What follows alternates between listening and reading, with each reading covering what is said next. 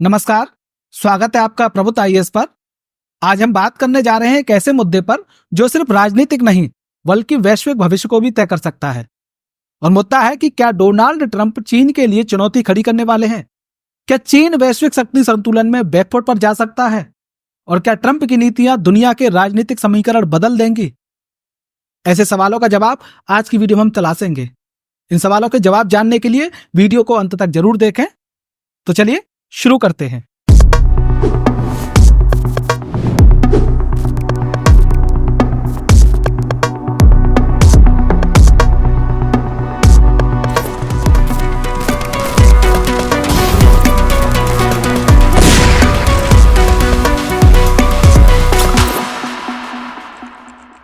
तो दोस्तों, दुनिया के बदलते राजनीतिक समीकरण हमें यह समझने पर मजबूर कर देते हैं कि कूटनीति में स्थायित्व तो शायद ही कभी स्थायित्व होता है।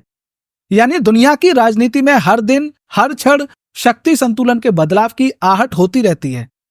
इन बदलावों का असर उन देशों पर गहराई से पड़ता है जो वैश्विक शक्ति संतुलन में अपनी अहम भूमिका निभाने की कोशिश करते हैं। जैसे भारत। अमेरिका के 47वें राष्ट्रपति के तौर पर डोनाल्ड ट्रंप ने अपना पदभार संभाल लिया है। डोनाल्ड ट्रंप के राष्ट्रपति बनने के साथ ही दुनिया की राजनीति में भूचाल सा आ गया है मानो।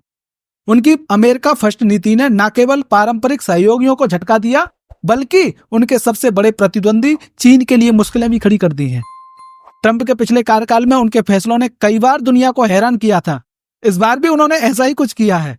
अपनी जिम्मेदारी संभालते ही उन्होंने कई अहम फैसले लिए, चाहे फिर वह पेरिस जलवायु समझौते से बाहर होना हो या WHO को अलविदा टाटा बाय बाय कहना हो।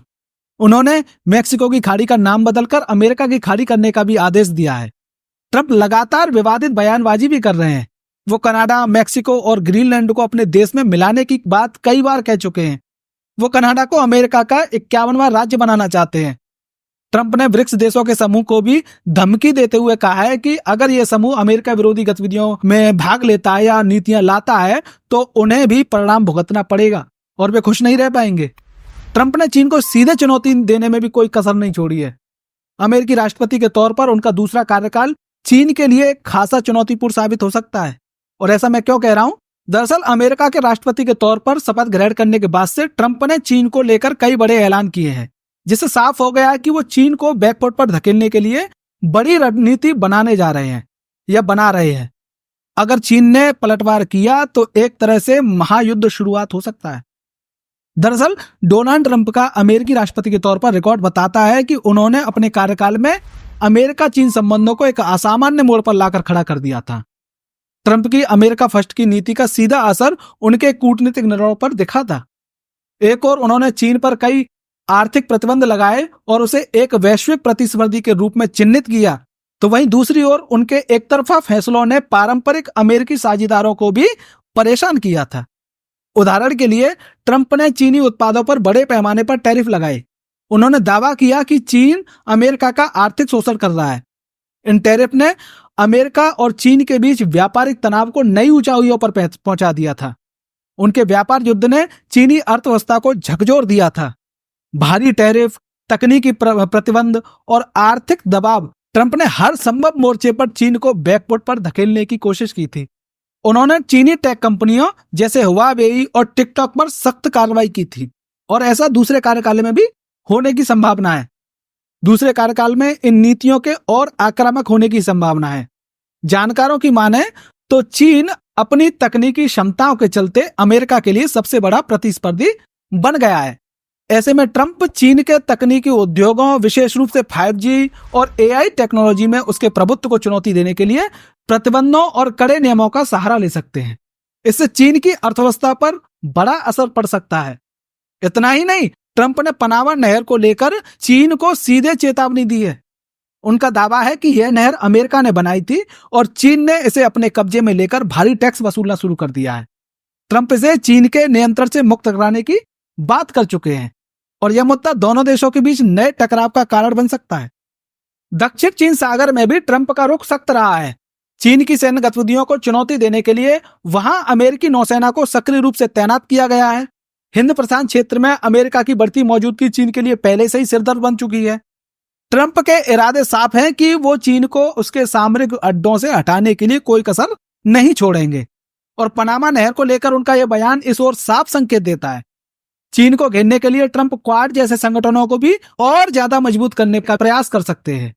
भारत, जापान और ऑस्ट्रेलिया जैसे देशों के साथ मिलकर चीन के खिलाफ रणनीतिक गठजोड़ को और धार दी जा सकती है।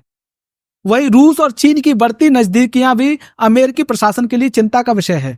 ऐसे में ट्रंप इस गठजोड़ को तोड़ने के लिए रूस के साथ अपने संबंध सुधारने की कोशिश कर सकते हैं। इसका सीधा असर चीन पर पड़ सकता है, जो अमेरिका के खिलाफ रूस को अपने पक्ष में देखना चाहता है।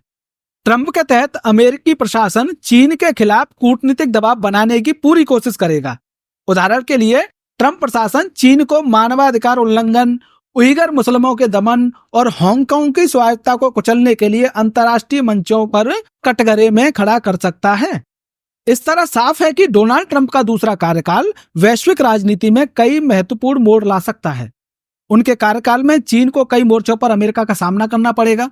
आर्थिक प्रतिबंधों और सामरिक दबाव के चलते चीन की ग्रोथ पर खासा असर पड़ सकता है। हालांकि चीन के पास भी विकल्प हैं, जैसे कि रूस और अन्य विकासशील देशों के साथ मिलकर अमेरिका के प्रभाव को कम करना। लेकिन अगर ट्रंप अपने इरादों में सफल रहते हैं तो चीन को वैश्विक शक्ति संतुलन में बैकफुट पर जाना पड़ सकता है। चीन के लिए यह काफी कड़ी परीक्षा होगी। लेकिन यह बात भी साफ है कि ट्रंप के इस रवैये का असर केवल चीन पर नहीं होगा। इससे वैश्विक राजनीति के समीकरण बदलने की भी पूरी संभावना है।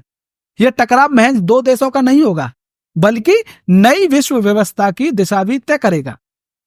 अब यह देखना दिलचस्प होगा कि चीन इन चुनौतियों से कैसे निपट सकता है या निपटता है, और क्या वह अमेरिका के इस आक्रामक रवैये को तोड़ निकालने में सफल हो सकता है।